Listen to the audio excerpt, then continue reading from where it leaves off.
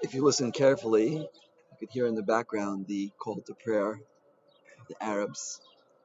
And it's fascinating to note that Avram Avinu is Av Haman Goyim, Avram, but we know that his main descendants, his main Masera, his main tradition passed through the Jewish people, through Klal Yisrael. It passed from Avram to Yitzchak, and Yitzchak to Yaakov. And we find a fascinating statement in the Gemara in Shabbos, Zaf Nun Hey Amud Aleph.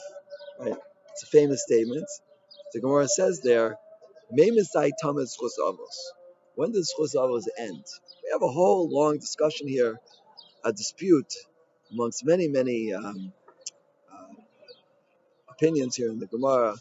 Rav said from the days of Hoshea ben Biri, and then Shmuel says from the days of Chazael, and then we have other opinions here. Rav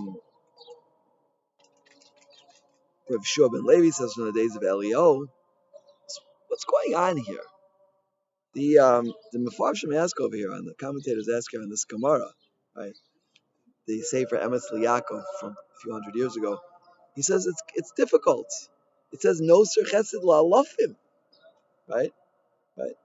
Even 100 doros, even 1,000 doros, yeah, right? We didn't even have 100 doros, and 1,000 generations.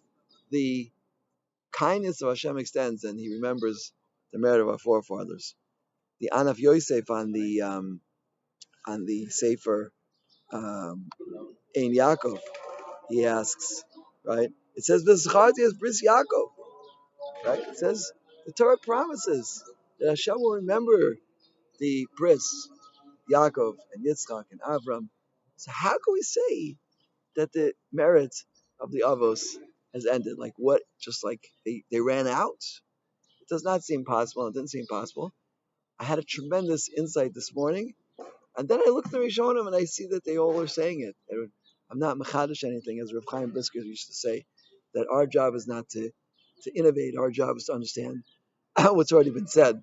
And I noticed that the Tosfos and that the Ran, they all are saying like this. I just never put my mind to understand it. It's nothing to do with the Avos. Not that the Avos have limited merits. It has to do with us.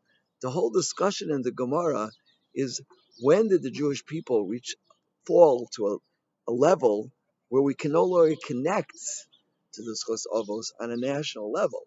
Yeah, but says Tosos and Tosarash and the Ran, for sure, definitely, the tzaddikim are still connected to Schos Avos. Anybody who lives and breathes and acts in the way fitting of our illustrious um, predecessors, ancestors, is definitely connected to the merit of the Avos. And this is what our sages are telling us. Not that Rachmana litzlan chas v'sholem, that their merit is finished, because we're constantly, you look in Slichos, we're constantly turning to the merit of the Keda and the Schos Avos.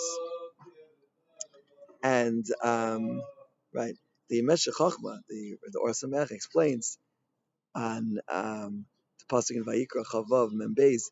He says that anybody who directs himself, yeah, and does what the Avos did, yeah, then he's also connected with Avos. And this is what Tosos means, that the schus of the Avos really didn't end. It's just that we have to connect ourselves to their ways. You know, Avraham Avinu's tent had 4 doors. What's that all about? Why did he have to have 4 doors? You know, what, 1 door wasn't enough?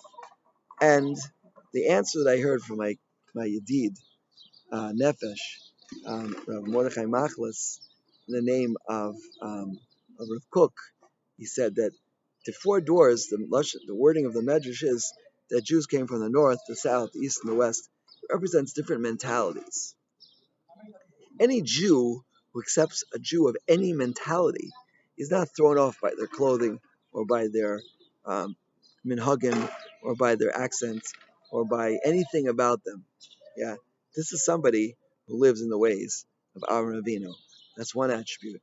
Another attribute, which is my own understanding, is that Avram Avinu's house had four doors because he was showing the world that his house has no walls. Right? It was the closest thing he could do to have no walls on his home, to be living in the middle of the Rosh Hashanah, in the middle of the street. Yeah, just need some walls to protect you from the cold. Yeah, but four doors shows that he's completely given over to the entire world. Yeah, to bring them closer to Hashem. And anybody who practices any one of these attributes that the Avos did is also similarly connected to their way of life, and he has a connection with the Schos Avos.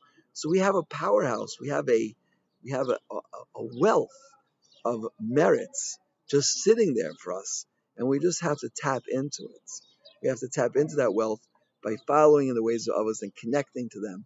The more we connect to their way of life, and this is why the Torah wrote these parshas, the parshas of Lech Lecha, Vayera, Toldos, Vayetze, and onwards, yeah, to teach us how the Avos lived their life and to learn from every small nuance of their ways and their personality and how we're supposed to direct ourselves. And when we do that, then certainly we connect to them. And of course, as I always say, my closest relationship that I have with anyone in the Avos V'Imos is with Leah, because Leah was the first one to thank Hashem ever upon Oris Hashem. And as I always say, she thanked Hashem when things look bad. And I do my best. I try, right? I try my best. And I mean, if we could say that we try our best, that's a hard thing for a person to say. You have to be on a pretty high madrega. I can't say I try. I, I do my utmost to try to walk in the very elevated ways of Leah Menu and thank Hashem for everything. Right? And as we said yesterday, I said yesterday at least, that incredible innovation, yeah, incredible innovation from the In Yaakov, yeah, who is the Baal Shus Yaakov, Minchas Yaakov. When we say Kol Ma'adev Rachman L'Tova, it's not for the good, for the bad. It's for the good as well. We have to attribute everything to Hashem, no matter how good it seems and no matter how bad it seems, because it's all one Mahalach. This is what Leah Mena taught us, right? Just look at all of life as one thing after the next after the next. Just like this is good, this is good. Just like this is good, this is good.